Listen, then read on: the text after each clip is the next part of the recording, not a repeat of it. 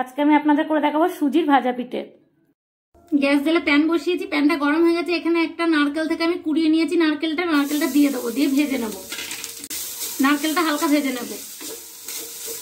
নারকেলটা হালকা ভেজে নিয়েছি। এখানে আমি বেশ অনেকটা পাটালি নিয়েছি, খেজুরের গুড়ের পাটালিটা দিয়ে দেবো। নারকেলটা গুড়ের সঙ্গে খুব ভালো করে নেড়ে নেড়ে একটা পাক করে নেব। নেড়ে নেড়ে 5 থেকে 7 মিনিট একটা পাক তৈরি করে নিয়েছি, রেডি হয়ে গেছে, নামিয়ে নেব। প্যান বসিয়ে দিয়েছি, প্যানে 2 বাটি জল বসিয়েছি, ছোট বাটি। জলটা গরম করে নেব। জলটা ফুটে গেছে, এর মধ্যে 1 চামচ লবণ দিয়ে দেবো। এখানে আমি এই বাটিটার 1 বাটি সুজি নিয়েছি, সুজিটা দিয়ে দেবো। নেড়ে চেড়ে শুকনো করে একটা মন্ড তৈরি করে নেব। নেড়ে নেড়ে খুব ভালো করে একটা মন্ড তৈরি করে নিয়েছি, মন্ডটা নামিয়ে নেব। অল্প করে এর মধ্যে আমি একটু ময়দা দিয়ে এবার খুব ভালো করে আবার মেখে নেব। খুব ভালো করে ঠেসে ঠেসে মেখে নিয়েছি। হাতে একটু সাদা তেল মেখে নিয়েছি। এবার এই পুরের থেকে অল্প করে নেব। খুব ভালো করে গোল করে একটা বাটির মতন করে নেব।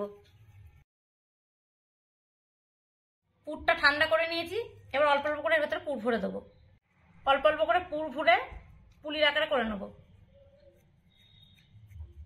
এইভাবে সবগুলো পুলি তৈরি করে নেব। অনেকটা পরিমাণে সাদা তেল গরম বসিয়েছিলাম, তেলটা গরম হয়ে গেছে আর পুলিগুলো সব তৈরি করে নিয়েছি। আর গ্যাসটা কমিয়ে দিয়েছি, এবার পুলিগুলো ভেজে নেব। গ্যাসটা সিম করে 2 পিঠ লাল করে ভেজে নেব।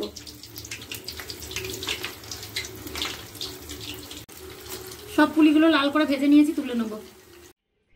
সুজির ভাজা পিঠে একেবারে রেডি। অবশ্যই একবার ট্রাই করবেন। রেসিপিটা ভালো লাগলে লাইক, শেয়ার, কমেন্ট, অবশ্যই চ্যানেলটাকে সাবস্ক্রাইব করে রাখবেন নতুন নতুন রেসিপিগুলো দেখার জন্য।